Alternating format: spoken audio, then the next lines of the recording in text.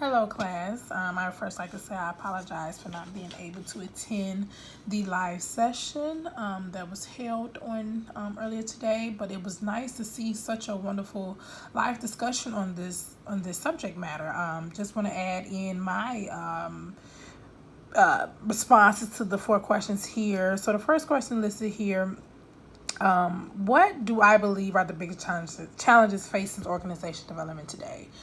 Um, we live in a world that has been turned upside down, right? Companies are pouring money, technology, and management expertise into regions that were once off limits, acquiring new enterprises, forming joint ventures, creating new global business from the ground up. It's just many major companies are going through significant changes, which can include outsourcing, downsizing, self management. And just doing just the routine jobs with automation and computers. Today, organizations, large and small, must contend with the unprecedented 21st century context of knowledge world that is dynamic, changing and fast paced, right? Our current and prevailing context for OD is knowledge driven, technology, electronic connected, globalized, human / intellectual capital intensive, and ideally diverse. Yet even within this novel context, many managers continue to operate within the old paradigm that seeks to optimize organization functioning in the same way that one might fine tune a machine contained within a statistic box. How do I think the field of organization development has changed over time? Just doing, I guess, from all the research we've done, from the program, from the class, I would say it's been over a little 45 years since the term organization development was first used in print to refer to the distinctive profession and consulting practice, which typically aims to help organization become more effective by means of systematic intervention, focusing on organizational cultures, process, and different structure. During the 45 years of history, the OD professor has maintained a predominant focus on a whole system intervention that serves the purpose of aligning organizational structure, strategy, culture, and the processes to optimize organizational performance. This focus on alignment on reflecting a tendency on the part of OD professionals and their clients to assume that organizational problems are for the most part internally generated, and that external factors constituting the organization environment remains stable over time.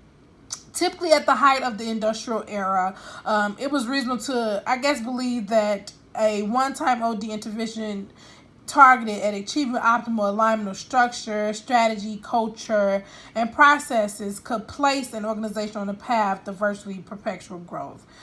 So yes, the world has changed in profound ways.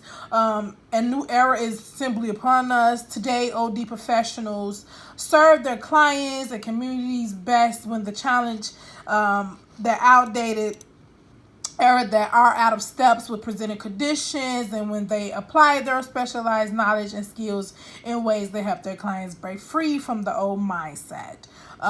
Using the OD techniques, how can I, a professional, have the greatest impact? Interesting question here. I think when determining which of the latest techniques or innovations to adopt, it's important to focus on understanding the best way to win the buy-in from the workforce with respect to change. There are multiple steps and processes, but I think just a simple applying a first step process will help to effectively navigate organizational change. One would be recognize changes in the broader business environment. Then two, develop the necessary adjustments for the company's needs. Then three, train employees on the appropriate changes. And then that final step, when the support which is the most important step here, winning the support of the employees with appropriate adjustments. Simply, as a future IO psychologist, we can serve an organization as the unbiased, objective consultant who conducts a systematic diagnosis of the current situation to understand both the need for change and the organization capability to change. We can do either by surveying the organization to understand the current state and why the changes need to take place. Then, as an IO psychologist, can recommend what needs to change. Also, what's also important as a future IO psychologist, to partner with senior leadership and upper management to ensure there is strong support and obvious sponsorship for the change. Through the use of stakeholders analysis and stakeholder management, the IO psychologist can identify who in the organization needs to be influenced and can recommend on how to engage those particular stakeholders. During that change, the IO psychologist can also develop and employ different mechanism to check with the workforce, engage different awareness, understanding, and support, and just help prepare the workforce for what is coming next, and answer any question openly and transparently.